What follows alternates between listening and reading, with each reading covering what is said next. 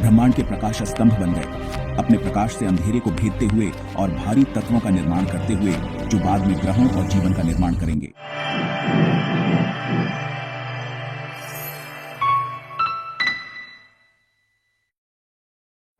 शुरुआत में कुछ भी नहीं था, बस खामोशी और अंधेरा, एक गहरा असीम शून्य जहां न समय था, न स्थान, न ही किसी चीज का अस्तित्व। कल्पना करना मुश्किल है, एक ऐसा ब्रह्मांड जो अभी तक पैदा नहीं हुआ है, एक ऐसा कैनवास जिस पर अभी तक कोई सितारा नहीं उकेरा गया है। यह पूर्ण संभावना की स्थिति थी, हर चीज के बनने से पहले की शांति। फिर एक चिंगारी यूनिवर्स एक्सिस्टेंस में आ गया, एक महाविस्फोट जिसने हर दिशा में ऊर्जा और पदार्थ की लहरें भेजी। यह ब्रह्मांडीय जन्म था, एक ऐसा क्षण जिसने समय और स्थान को आकार दिया और हर उस चीज की नींव रखी जिसे हम जानते हैं। उस एक पल में अनंत संभावनाएं वास्तविकता बन गईं। स्टार्स जल उठे, ब्रह्मांडीय आतिशबाजी का प्रदर्शन करते हुए गुरुत्वाकर्षण ने गैस और धूल के बादलों को एक साथ खींचा, जिससे परमाणु भट्टियां प्रज्वलित हुईं। ये तारे ब्रह्मांड के प्रकाश स्तंभ बन गए, अपने प्रकाश से अंधेरे को भेदते हुए और भारी तत्वों का निर्माण करते हुए जो बाद में ग्रहों और जीवन का निर्माण करेंगे। और उनमें से हमारा सूरज बना, एक मध्यम आकार का तारा जो अपने ग्रहों के परिवार के लिए गर्मी और प्रकाश प्रदान करता है। यह हमारे सौर मंडल का केंद्र बन गया, एक गुरुत्वाकर्षण लंगर जो चट्टानों और गैसों को एक साथ रखता है, जिससे पृथ्वी जैसे ग्रह के लिए एक सुरक्षित आश्रय बनता है। उसके चारों ओर पृथ्वी घूमने लगी, एक नवजात ग्रह अपने तारे की परिक्रमा करते हुए अपने प्रारंभिक इतिहास के अराजक चरणों से गुजर रहा है।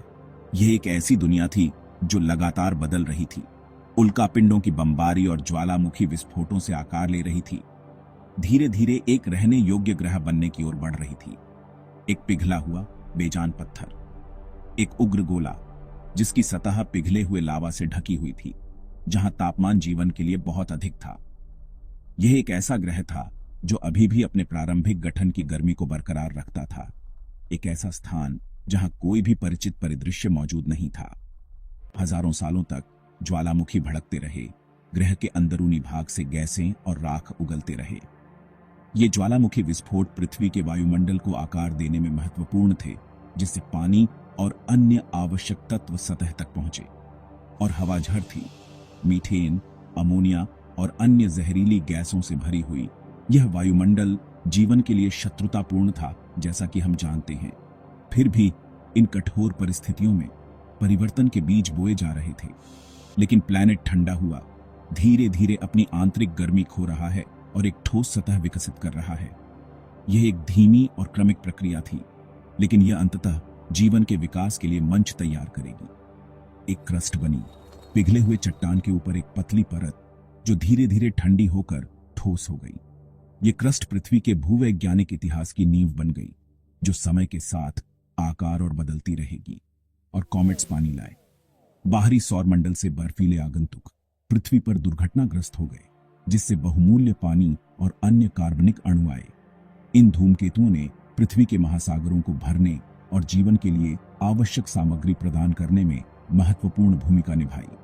हजारों सालों तक बारिश गिरी, लगातार और अथक रूप से वातावरण से गैसों को धो रही है और पृथ्वी की सतह पर पुल बना रही है।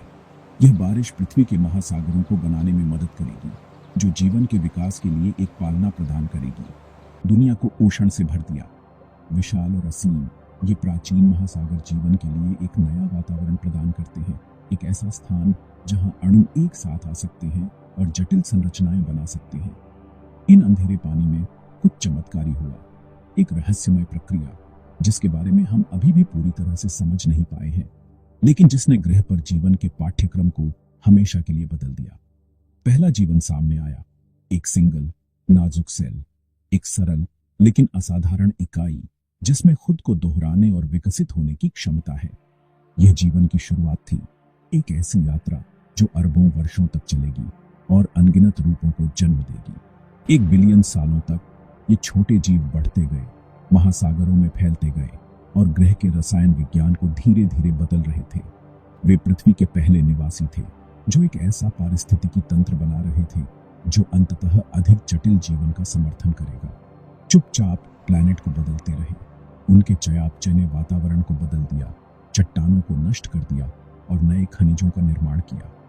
वे पृथ्वी के महानतम इंजीनियर थे जो बिना किसी शोर शराबे के ग्रह को नया रूप दे रहे थे। उन्होंने ऑक्सीजन रिलीज किया, एक अपशिष्ट उत्पाद जो अंततः ग्रह पर जीवन के विकास को बदल देगा। ऑक्सीजन ने जटिल जीवन रूपों के लिए ऊर्जा का एक नया स्रोत प्रदान किया और ओजोन परत के निर्माण का मार्ग प्रशस्त किया, जो हानिकारक पराबैंगनी विकिरण से पृथ्वी की सतह की रक्षा करता है। आसमान को नीला कर दिया, एक ऐसा रंग जो पहले कभी नहीं देखा गया था। ऑक्सीजन से भरपूर वातावरण ने प्रकाश को अलग तरह से बिखेर दिया, जिससे एक नीला आकाश और एक नीला ग्रह बन गया जो अंतरिक्ष से दिखाई देता है, और ओशन को वादों से भर दिया। जीवन के लिए एक नया अवसर, जटिलता और विविधता के लिए एक मंच। महासागर जीवन से गुलजार हो गए। सरल कोशिकाओं से लेकर बहुकोशिकीय जीवों तक सभी एक दूसरे के साथ प्रतिस्पर्धा और सहयोग कर रहे हैं। ये सिंपल सेल्स हर आने वाली चीज के आर्किटेक्ट थे। वे जीवन के निर्माण खंड थे जो हर पौधे, जानवर और सूक्ष्म जीव में पाए जाते हैं। उनकी सरलता ने एक उल्लेखनीय लचीलापन और अनुकूलन क्षमता को छुपाया। उन्होंने सभी फ्यूचर लाइफ के लिए स्टेज तैयार किया। उनके नवाचारों ने जटिलता और विविधता के लिए मार्ग प्रशस्त किया, जिससे जीवन को भूमि पर उपनिवेश करने और आकाश में उड़ान भरने की अनुमति मिली। हमारी कहानी उनसे शुरू होती है, हमारी दुनिया के साइलेंट क्रिएटर्स। वे गुमनाम नायक हैं जिन्होंने हमारे ग्रह को आकार दिया और हमारे अस्तित्व को संभव बनाया। कॉस्मिक डस्ट से पृथ्वी एक घर बन गई, एक अभयारण्य, एक पालना, एक ऐसा स्थान जहां जीवन पनप सकता है और विकसित हो सकता है। जीवन की पहली चिंगारी मामूली थी, लेकिन इसने सब कुछ बदल दिया। इसने एक ऐसी श्रृंखला प्रतिक्रिया शुरू की जो अरबों वर्षों तक चलेगी, जिससे ग्रह पर जीवन की अविश्वसनीय विविधता पैदा होगी। हम उनकी लेगेसी हैं, उनके प्रयासों का परिणाम, उनकी कहानी का एक अध्याय। हम उनके ऋणी हैं और यह हमारी जिम्मेदारी है कि हम उनकी विरासत को आगे बढ़ाएं। कई युगों तक जीवन सिंपल था, बस सिंगल सेल समुद्र में तैर रहे थे। फिर कैम्ब्रियन एक्सप्लोजन क्रिएटिविटी का एक धमाका। आंखें, मुंह, शेल्स और रीढ़ की हड्डी दिखाई दी। ओशन अजीब क्रिएचर्स से भरे हुए थे। शिकारी शिकार, ट्राइलोबाइट्स, सभी एनिमल लाइफ का ब्लूप्रिंट बन गया था। लाइफ का एक्सपेरिमेंट शुरू हो गया था और दुनिया कभी पहले जैसी नहीं रही थी। लाइफ फली फूली एक हरा भरा संसार जहां प्राचीन पौधे पनपे और जीवन अपने शुरुआती रूप में विकसित हुआ। पृथ्वी पर जीवन की शुरुआत एक अद्भुत और शांत समय था, लेकिन पृथ्वी की कहानी साइकिल्स की है, क्रिएशन और डिस्ट्रक्शन। यह एक निरंतर चक्र है जिसमें निर्माण और विनाश एक दूसरे के साथ जुड़े हुए हैं, जो हमारे ग्रह के इतिहास को आकार देते हैं। 5 मास एक्सटिंक्शन ने लगभग सब कुछ मिटा दिया। इन विनाशकारी घटनाओं ने पृथ्वी पर जीवन को लगभग पूरी तरह से समाप्त कर दिया, जिससे एक बंजर और उजाड़ परिदृश्य बन गया। पर्मियन एक्सटिंक्शन ने ज्यादातर जीवन को मिटा दिया। यह पृथ्वी के इतिहास में सबसे बड़ी एक्सटिंक्शन की घटना थी, जिसमें समुद्री और स्थलीय जीवन का एक बड़ा हिस्सा नष्ट हो गया। डायनासोर राख से उठ खड़े हुए। विनाश के बाद डायनासोरों का उदय हुआ, जो पृथ्वी पर एक नए युग की शुरुआत का प्रतीक था। लाखों सालों तक उन्होंने राज किया, एक ऐसा समय जब डायनासोरों ने पृथ्वी पर अपना वर्चस्व स्थापित किया, विशाल झुंडों में घूमते हुए और एक समृद्ध साम्राज्य का निर्माण किया, जब तक एक विशाल एस्टेरॉयड ने उनके राज को खत्म नहीं कर दिया। एक विशाल क्षुद्र ग्रह के प्रभाव ने डायनासोरों के शासनकाल को अचानक समाप्त कर दिया, जिससे एक और एक्सटिंक्शन की घटना हुई। अंधेरा छा गया, लेकिन छोटे मैमल्स बच गए, अंधेरे में छिपे हुए। क्षुद्र ग्रह के प्रभाव के बाद पृथ्वी अंधेरे में डूब गई, लेकिन छोटे स्तनधारी जीवित रहे, छाया में छिपे रहे और एक नए युग की प्रतीक्षा कर रहे थे। हर कैटास्ट्रोफी एक नई शुरुआत थी। प्रत्येक विनाशकारी घटना के बाद जीवन फिर से शुरू हुआ, नए रूपों और संभावनाओं के साथ। एक्सटिंक्शन से नया जीवन हमेशा सामने आया। एक्सटिंक्शन की घटनाओं से जीवन हमेशा नए रूपों में उभरा, विकास और अनुकूलन के माध्यम से विविधता और लचीलापन का प्रदर्शन किया। डायनासोर के जाने के बाद मैमल्स ने कब्जा कर लिया। कुछ समुद्र में लौट गए, कुछ पेड़ों पर चढ़ गए। प्राइमेट्स, हमारे पूर्वज, जैसे जैसे फॉरेस्ट सिकुड़ते गए, कुछ प्राइमेट्स घास के मैदानों में चले गए। दूर तक देखने और अपने हाथों को आजाद करने के लिए वे सीधे खड़े हो गए। 2 पैरों पर चलना सब कुछ बदल गया। इन शुरुआती होमिनिड्स ने टूल्स बनाना शुरू किया, जिससे इंजेन्युइटी पैदा हुई। ह्यूमैनिटी की जर्नी शुरू हो गई थी। हमारे पूर्वजों के दिमाग बड़े हुए, एक क्रमिक परिवर्तन जो लाखों सालों में हुआ। यह एक ऐसा विकास था जिसने हमारे सोचने, महसूस करने और दुनिया को समझने के तरीके को हमेशा के लिए बदल दिया। एक नया दिमाग सामने आया, होमो सेपियंस।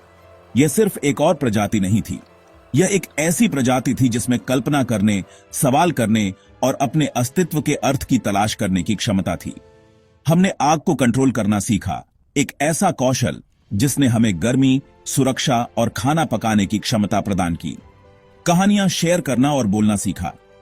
यह भाषा का उदय था जिसने हमें अपने अनुभव, ज्ञान और सपनों को एक दूसरे के साथ साझा करने की अनुमति दी। लैंग्वेज और कोऑपरेशन ने हमें अलग कर दिया। हमने सीखा कि एक साथ काम करके हम अकेले हासिल करने से कहीं ज्यादा हासिल कर सकते हैं।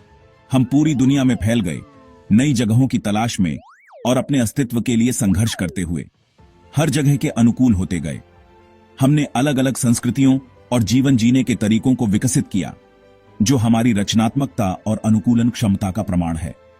10,000 साल पहले हमने खेती की, एक क्रांति जिसने हमें एक जगह पर बसने और भोजन का उत्पादन करने की अनुमति दी। बस गए और शहर बनाए। यह सभ्यताओं का उदय था, जटिल समाजों का निर्माण जो कला, विज्ञान और प्रौद्योगिकी में आगे बढ़े। हमने आर्ट, जो हमारी भावनाओं, विचारों और अनुभवों को व्यक्त करने का एक तरीका था। मिथ्स और मॉन्यूमेंट्स बनाए, हमारी महत्वाकांक्षा और अमरता की खोज के प्रतीक। स्टार्स में मतलब ढूंढते हुए हमने ब्रह्मांड के रहस्यों को उजागर करने की कोशिश की, अपने स्थान और उद्देश्य को समझने की कोशिश की। हमारी जर्नी यूनिवर्स का खुद के बारे में अवेयर होना है। यह एक सतत प्रक्रिया है, एक अंतहीन खोज जो हमें आगे बढ़ाती है। हम स्टारडस्ट हैं जिसे आवाज मिली है। हम ब्रह्मांड का एक हिस्सा हैं और हमारी कहानी ब्रह्मांड की कहानी है।